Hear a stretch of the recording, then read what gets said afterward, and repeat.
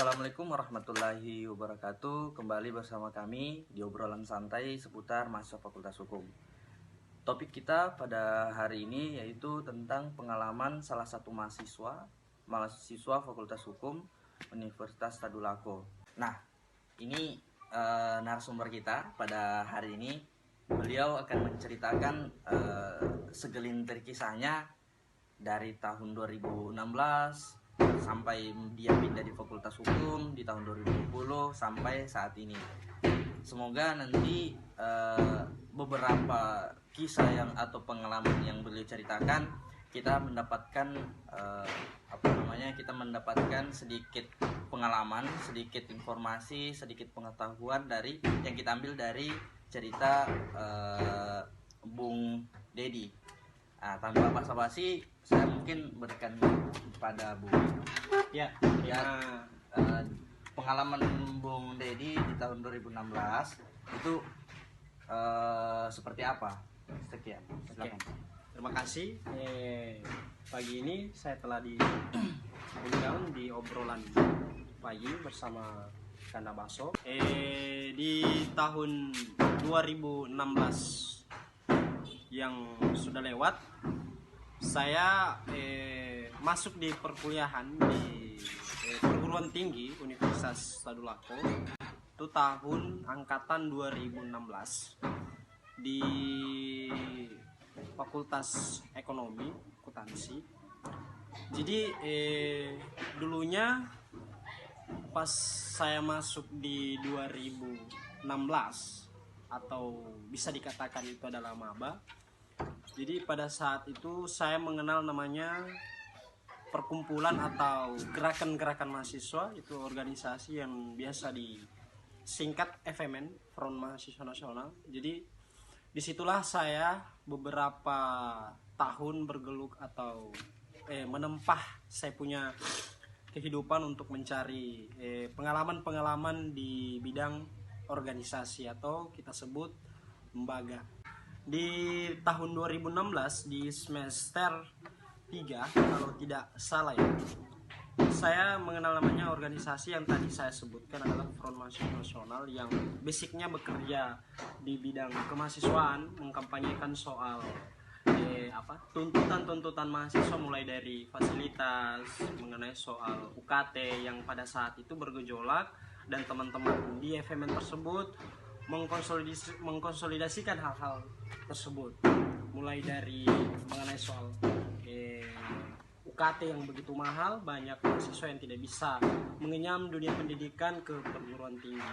Jadi di tahun 2016 saya di semester 6, saya ditempa bencana dalam artian penyakit, yaitu saya sakit pada saat itu di semester 6. Sakitnya yang saya alami itu begitu parah, cukup parah, dan membuat pendidikan pada saat itu secara saya pribadi tidak lagi untuk mengikuti perkuliahan seperti biasanya. Jadi saya sakit dulu itu, saya sakit dibawa ke rumah sakit Palu.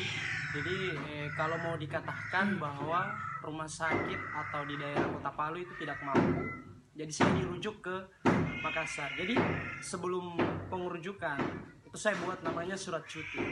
Jadi surat cuti itu saya serahkan kepada keluarga saya bahwa beberapa minggu ke depan saya akan tidak masuk dengan keterangan-keterangan yang sudah tercantum di surat cuti tersebut. Jadi saya sudah berangkat pada saat itu malam, jam berapa ya? Saya lupa jamnya, intinya pada malam lah berangkat. Saya tiba di Makassar, dan beberapa minggu sebelum itu saya hubungi keluarga saya bagaimana, apakah surat itu sudah diantar atau bagaimana. Jadi bahasa yang keluar dari keluarga saya pada hari itu dibilang bahwa, "Nah, surat cutimu ini saya lupa mengantarnya ke pihak fakultas." Jadi pada saat itu saya secara pribadi bahwa depresi tinggi lah istilahnya, bahwa saya sudah semester 6 tiba-tiba dikatakan tidak aktif lagi karena tidak ada keterangan bahwa si Efredi Herman tidak masuk beberapa minggu karena tidak adanya informasi yang jelas dari pihak keluarga maupun saya secara pribadi. Jadi berjalannya waktu di tahun 2018 saya itu tahun 2018 saya mengenal teman-teman aktivis yang sudah, kalau mau dikatakan ya, ada sudah aktivis yang jenjangnya di kepemerintahan. Jadi pada saat itu saya juga mengenal namanya LBH Sulteng, Lembaga Bantuan Hukum Sulawesi Tengah. Pada saat itu saya ketemu dengan senior-senior Fakultas Hukum, salah satunya Pak Agus Salim dengan Pak Juliana Raditya Warman, Pak Ahmar dengan kawan-kawan yang lain pada saat itu berjuang di LBH Sulteng. Jadi di tahun 2018, di tahun 2018-19 saya masuk di internal di internal atau di struktural di LBH Sulteng pada saat itu, dan saya mencoba untuk menuntut ilmunya itu mengenai soal bagaimana advokasi, litigasi maupun non litigasi. Jadi saya dulunya itu lebih fokusnya ke non litigasinya saja, karena pada saat itu saya belum bisa masuk, atau seperti kita katakan itu sekarang itu advokat lah, pengacara, belum bisa sidang kan.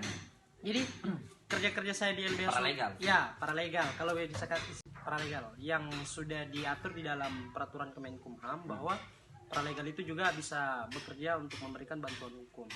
Jadi kerja saya pada saat itu ya mendampingi klien, pembuatan surat kuasa kalau ada teman-teman yang membuat surat gugatan, maupun dia di kasus pidana maupun di kasus perdata, kita harus wajib dilibatkan dalam pembuatan tersebut, ya kan. Banyak pengalaman-pengalaman yang saya dapat di LBH Sulteng. Jadi di LBH Sulteng itu kita bukan hanya sekedar diajar untuk bagaimana memahami teori hukum, tapi salah satunya adalah kita diuji mental lah istilahnya kan. Jadi kan kita ini kan nanti di Fakultas Hukum ada yang jadi pengacara, ada yang jadi jaksa, hakim, ya kan. Jadi kalau saya secara pribadi cita-citaku sih sebenarnya jadi lawyer, ya kan, untuk bagaimana mengabdi kembali lagi ke kasus-kasus rakyat. Jadi seperti itu mungkin. Oke, itu tadi sedikit cerita. Nah, saya sangat tertarik. Saya ingin bertanya lagi sedikit tentang pengalaman Bang Dedi. Nah, setelah di pengalaman Bung Dedi pada saat mendampingi kasus dengan cara non litigasi, kira-kira apa sih yang sangat berkesan di dalam hidup Bung Dedi kira-kira? Ya, oke, terima kasih.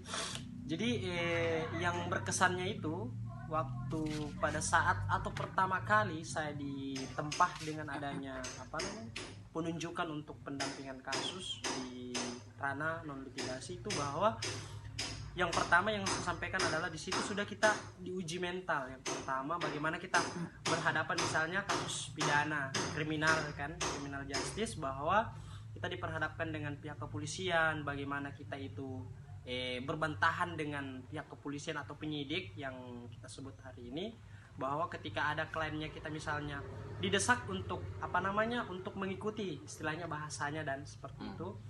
Jadi kita punya landasan bahwa yang pengalamannya kita itu maksudnya diuji mental seperti itu. Maksudnya kita bisa membantahkan ketika ada keganjalan-keganjalan pada saat BAP di kantor kepolisian. Seperti itu.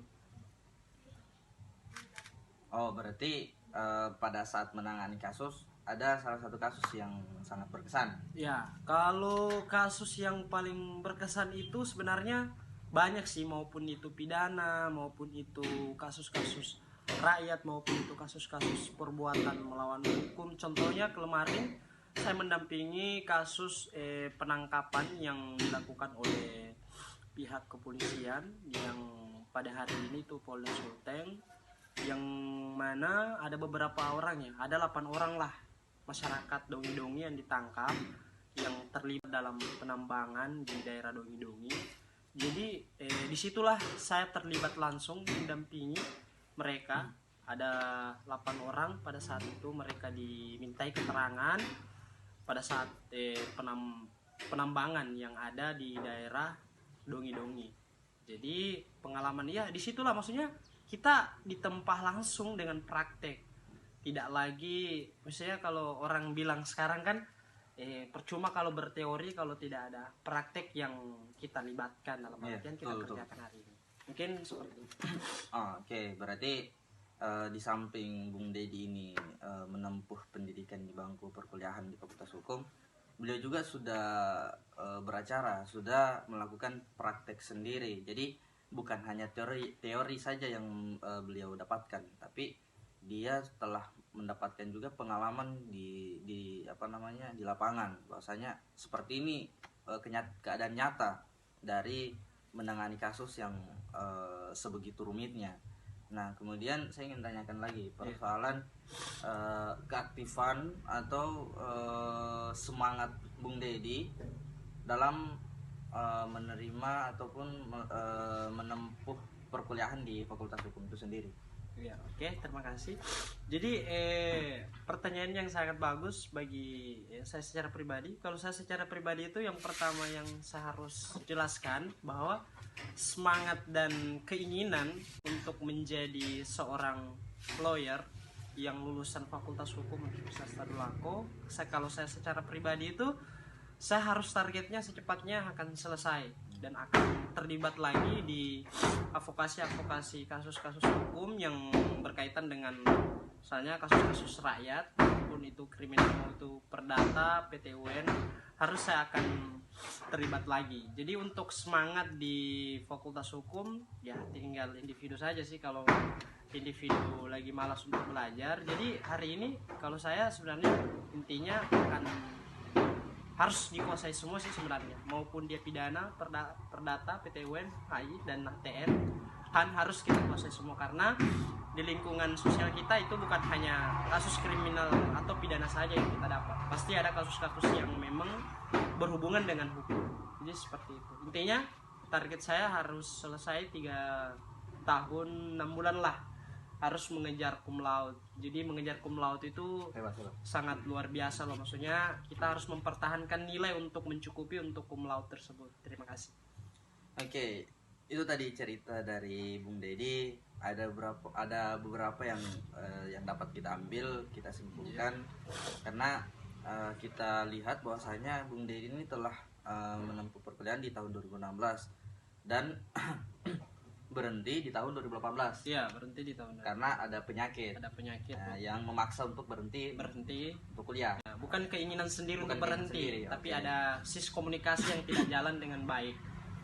Seperti itu. Nah, berarti ada keadaan memaksa Ya. sehingga Bung Dedi ini berhenti melanjutkan pendidikan perkuliahannya. Ya. Nah, setelah sembuh dari penyakit, Ya. Bung Dedi kembali mendaftar Di Fakultas Hukum. Ya, angkatan 2020. 2020. Ya.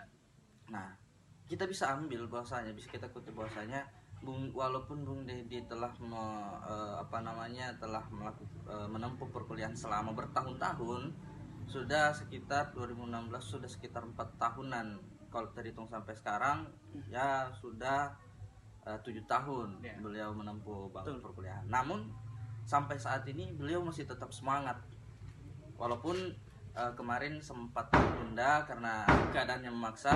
Namun saat ini beliau sangat bersemangat untuk menyelesaikan pendidikannya. Nah,